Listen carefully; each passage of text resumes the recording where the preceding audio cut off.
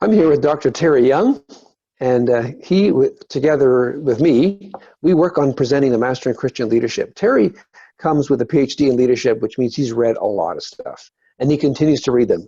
I found him to be a fountain of information. And Terry, what's a book that you read recently that can really help us in the second half of life? I found a great book by Karen Martin, who runs her own consulting group, entitled Clarity First. The whole matter of how smart leaders achieve outstanding performance.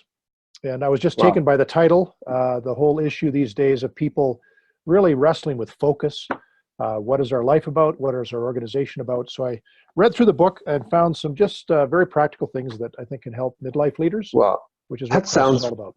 That sounds really good, because that's one of the major things in the second half of life is that we have to get personal clarity. And if we don't get clarity ourselves, it's very difficult to be clear to our organizations that we're leading. So clarity actually is a key feature that we talk about in CREST. So tell us about how this affects organizations in this book you've been reading. Well, her point is that as she has dealt with a lot of organizations, the problem of lack of clarity is almost an epidemic. It's amazing how few organizations really have clarity. And so this is what caused her to write this book and raise the challenge. One of the things she does is she simply asks organizations 3 questions to get at the issue of, do you have clarity? And the 3 questions are this: what do you do? So she asks people, just simply tell me, what do you do? And then the second question is the deeper dive to say, no, what do you really do? And then the third question comes, and why do you do this thing you really do? And that's where you get at purpose. Okay.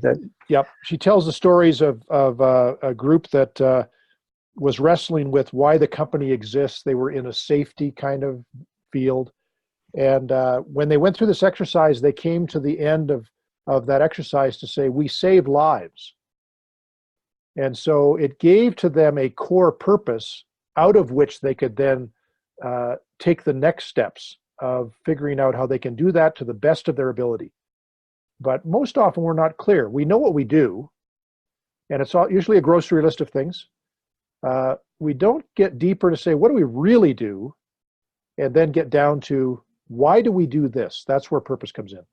Well, those 3 questions are actually pretty penetrating, because most of us will quickly give the answer to number 1, but that second question makes you really think, what do you really do? Yeah.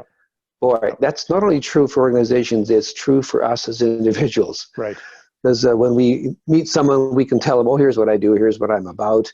Yeah. But then if someone were to ask that second question, that would be a whole new level of digging down. Boy, now that's very good. So that's a curious and very helpful piece of 3 questions. And next time, actually, we're going to dive a little bit further. What happens when you ask that third question? Why do you do this? Right. And what does that lead to? So we'll talk next week about this. Okay. Thank you, Dan.